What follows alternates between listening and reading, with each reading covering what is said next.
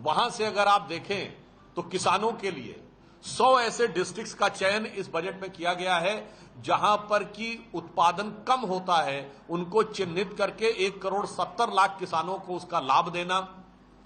दलहन के उत्पादन में यानी उड़द, मसूर जैसी और तूर की दाल में, जिसमें भारत अभी थोड़ा कमतर स्थिति में है, उसमें भारत को पूर्णतः आत्मनिर्भर बनाना, उसके लिए एक विशेष योजना का प्रावधान करना और किसान क्रेडिट कार्ड की लिमिट 3 लाख से बढ़ाकर 5 लाख करना। इस संदर्भ में मैं उल्लेखनीय बात यह भी बताना चाहता हूं, हमारी सरकार ने आने के बाद किसान क्रेडिट कार्ड की पात्रता में जो लोग दुग्ध का व्यवसाय करते हैं और जो मत्स्य पालन का व्यवसाय करते हैं उनको भी इसमें इंक्लूड किया है। उसके उपरांत यदि आप देखें तो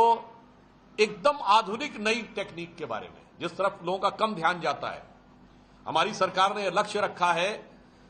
कि न्यूक्लियर एनर्जी के द्वारा, क्योंकि यदि भारत को विकसित भारत बनना है तो हमें क्लीन एनर्जी के द्वारा अपनी ऊर्जा की आवश्यकता को पूर्ण करना होगा। तो न्यूक्लियर एनर्जी के लिए 100 गीगावाट का प्रोडक्शन 2047 तक और 2033 तक 50 गीगावाट न्यूक्लियर एनर्जी के उत्पादन का लक्ष्य रखा गया है।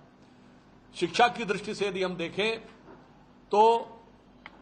आर्टिफिशियल इंटेलिजेंस के लिए 500 करोड़ रुपए का एक अलग निधि स्थापित की गई है और 3 क्षेत्र चिन्हित किए गए हैं, एग्रीकल्चर, हेल्थ और एजुकेशन, जहां आर्टिफिशियल इंटेलिजेंस का प्रयोग किया जाएगा। बजट में यदि आप देखें तो 6 मुख्य बिंदुओं की तरफ मुख्यतः ध्यान आकर्षित किया गया है। उसमें एक है अर्बन डेवलपमेंट, पावर और माइनिंग, और इसके अतिरिक्त टैक्सेशन, रिफॉर्म्स और फाइनेंशियल सेक्टर। इसमें यह भी घोषणा की गई है कि जो भारत का इनकम टैक्स लॉ है उसमें अब आमूलचूल परिवर्तन किया जाएगा। अभी तक जो हमारा आईटी एक्ट है जो 1961 का है, जिसमें लगभग 23 चैप्टर हैं और 298 क्लॉज हैं, वित्त मंत्री जी ने कहा इसको लगभग आधा किया जाएगा, सरल, सहज और बोधगम्य किया जाएगा, ताकि टैक्स से जुड़ी जटिलताओं को समाधान करने में अधिक समय और अवसर प्राप्त हो सके। अब अगर इसके अतिरिक्त अगर आप देखें तो अर्बन डेवलपमेंट यानी शहरी विकास पर जोर डालने के लिए 1 लाख करोड़ रुपए का अर्बन चैलेंज फंड की व्यवस्था की गई है।